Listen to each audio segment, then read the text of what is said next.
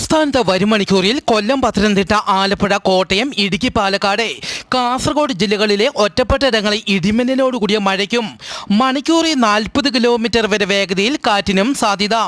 സംസ്ഥാനത്ത് ഇന്നു മുതൽ വരുന്ന വ്യാഴാഴ്ച വരെ ഇടിമിന്നലോടുകൂടിയ മഴയ്ക്ക് സാധ്യതയുണ്ടെന്ന് കാലാവസ്ഥാ കേന്ദ്രം പ്രവചിക്കുന്നു.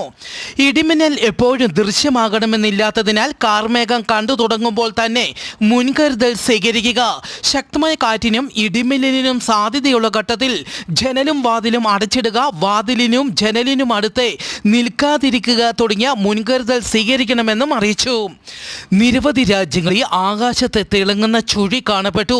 ഇതിന്റെ കാരണം ഉപഗ്രഹങ്ങളിൽ നിന്നുള്ള ഇന്ധനമാണ് എന്ന് അധികൃതർ പറയുമ്പോഴും നിരവധി പേർ ഇതിനെ തള്ളിക്കളഞ്ഞു. അന്ത്യകാലത്തെ ആകാശത്തെ അടയാളങ്ങൾ കാണപ്പെടുമെന്ന് ബൈബിളിൽ പറയുന്നു. 10ലധികം രാജ്യങ്ങളിൽ ഈ പ്രകാശം കാണപ്പെട്ടു.